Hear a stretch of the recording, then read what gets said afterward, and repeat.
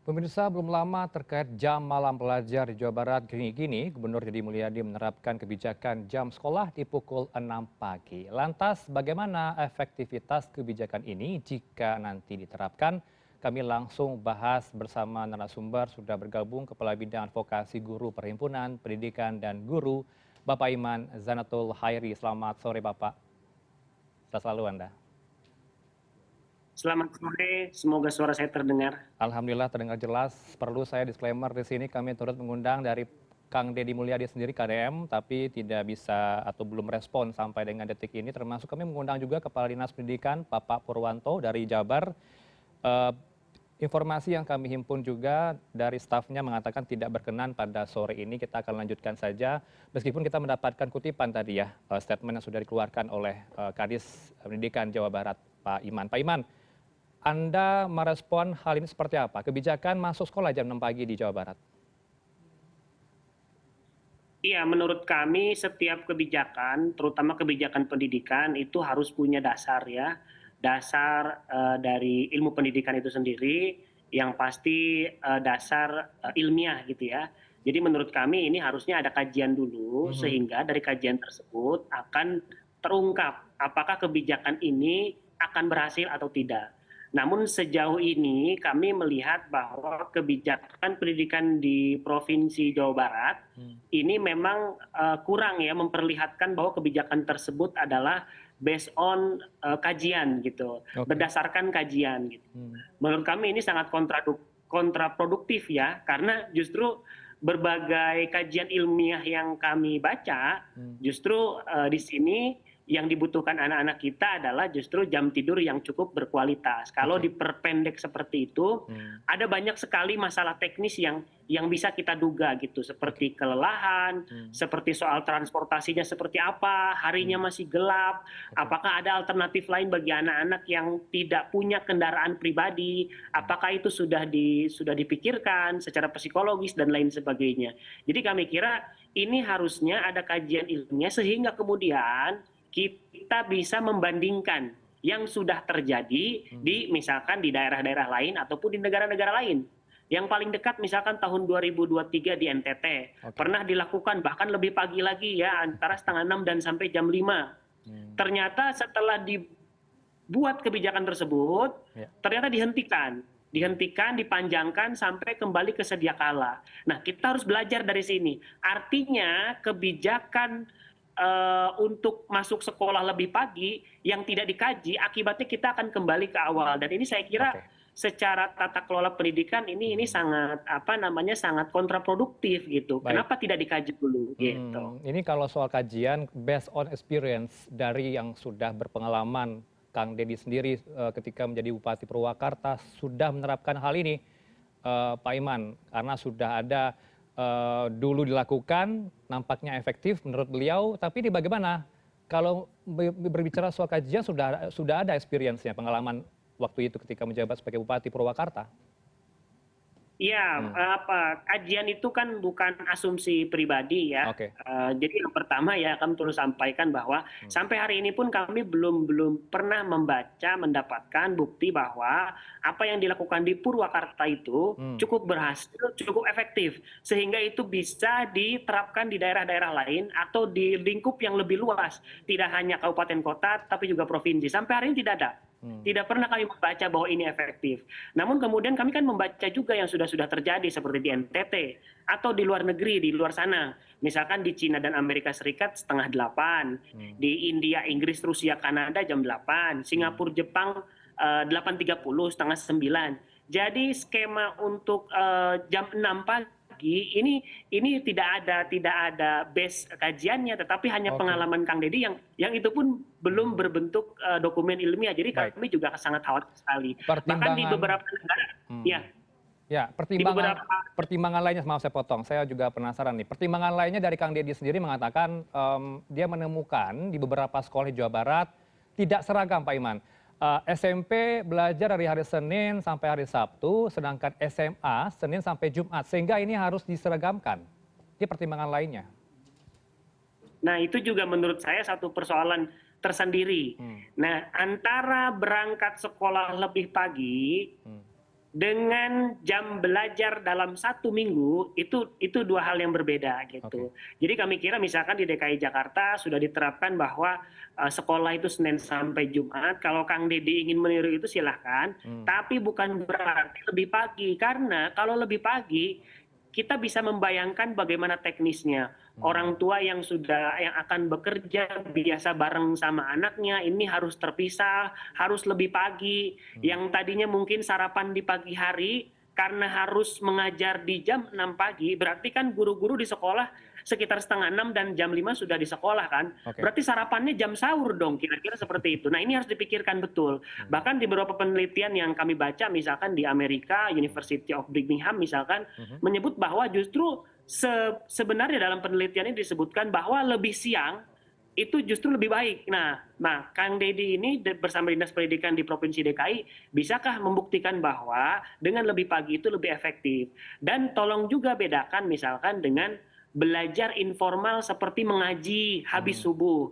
Mungkin itu juga belajar, tetapi dalam konteks informal, bukan akademik yang datang ke sekolah. Dia butuh seragam, transport, dan lain sebagainya. Jadi saya kira hal-hal semacam ini harusnya ditemukan dulu di dalam kajian, baru nanti akan timbul kebijakan yang ini sudah terbukti secara ilmiah. Idealnya berapa jam sih Pak Iman seorang siswa SMP SMA itu belajar di sekolah? Dari jam berapa hingga jam berapa, dari hari apa hingga hari apa?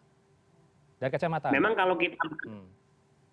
Memang kalau kita berkaca ke beberapa daerah di tetangganya DKI Jakarta atau di negara-negara lain gitu ya.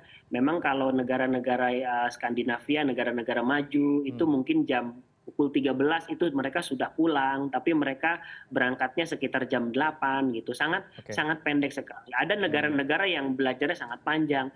Tetapi kemudian menurut kami panjang dan pendek yang jadi soal adalah apakah ini adalah sebuah kebijakan yang sudah disesuaikan dengan kondisi masing-masing.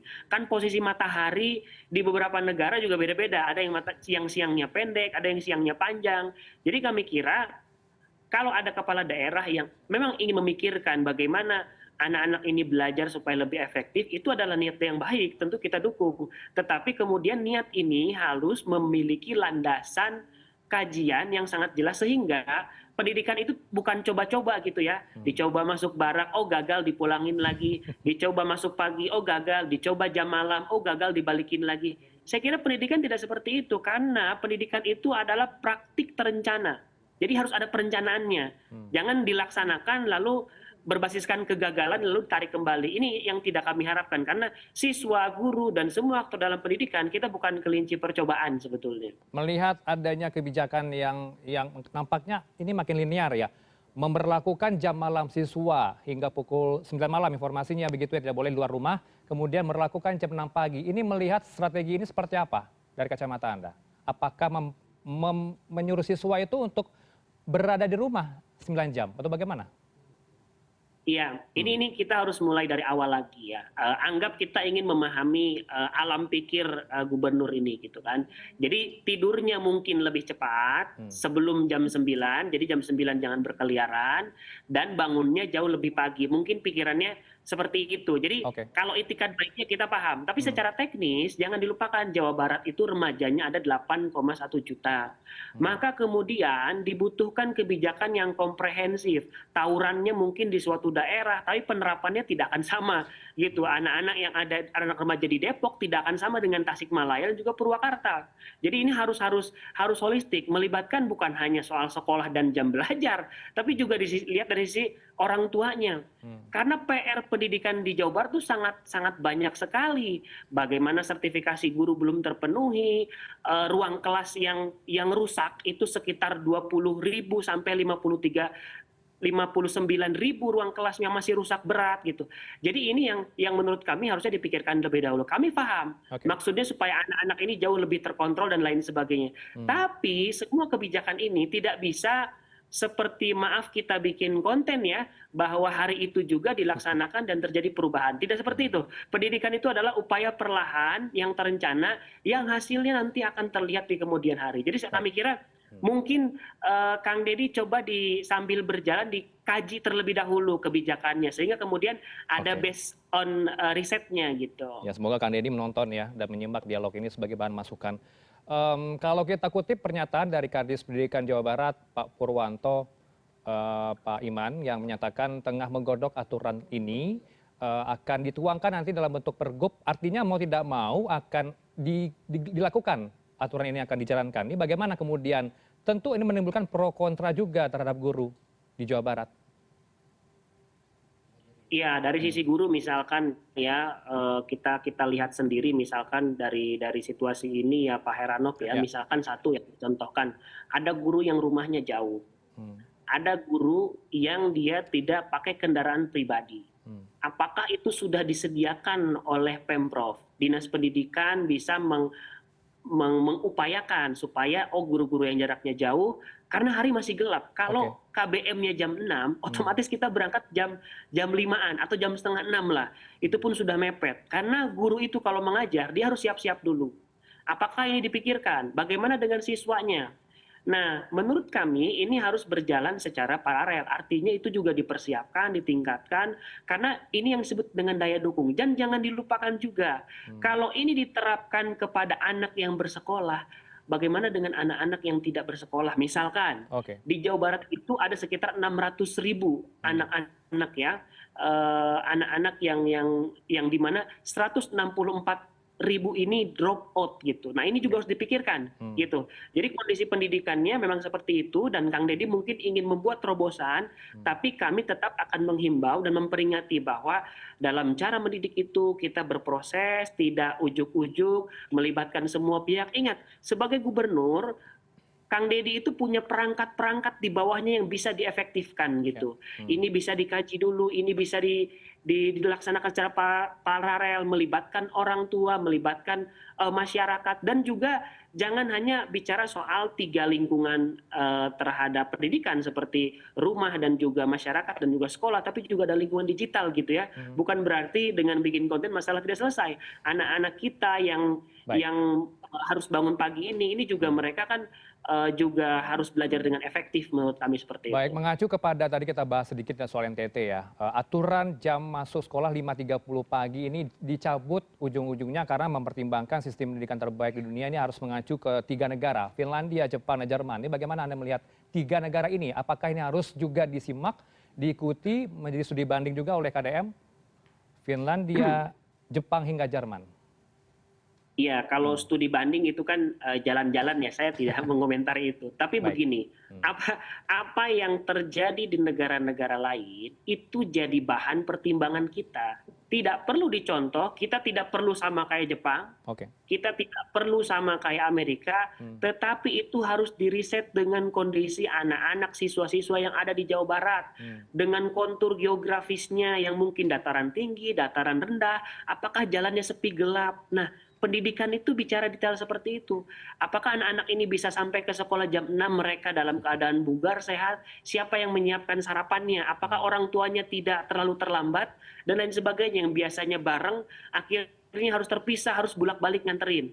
Nah ini jangan sampai kemudian hak-hak masyarakat, anak-anak kita, yang justru niatnya untuk anak-anak kita supaya bangun lebih pagi, lebih sehat, justru menjadi tidak produktif karena tadi kebijakannya dibuat terburu-buru tanpa kajian. Jadi itu bahan pertimbangan saja. Baik. Terjadi di negara lain itu akan kita pertimbangkan, tapi tetap harus dicocokkan dengan apa? Ya tadi berbasiskan kajian sehingga kemudian kita bisa sesuai dengan tujuan yang diinginkan oleh masyarakat dan juga diinginkan oleh Gubernur Jawa Barat gitu, bahwa ingin anak-anak ini pagi hari bugar, mereka tidak tawuran lagi, mereka menjadi remaja yang berprestasi dan lain sebagainya. Saya kira cita-cita kita sama, cuman caranya memang harus lebih mempertimbangkan banyak aspek psikologi, sosial, pedagogik seperti itu. Jika aturan ini akan diterapkan, lantas bagaimana nanti sikap masing-masing wali murid, guru, kemudian siswa sendiri, apa yang mereka harus lakukan jika mereka menolak, Pak Iman?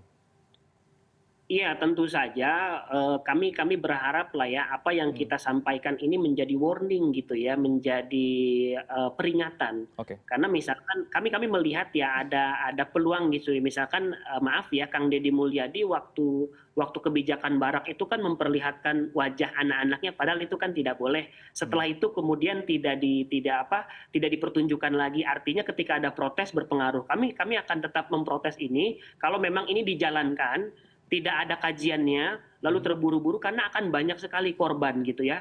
Karena di Jawa Barat misalkan para orang tua yang notabene adalah kaum pekerja yang dia pagi-pagi itu cuma bisa berangkat bekerja tapi dia harus mikirin anaknya harus lebih subuh lagi dan lain sebagainya dan mereka pun lelah.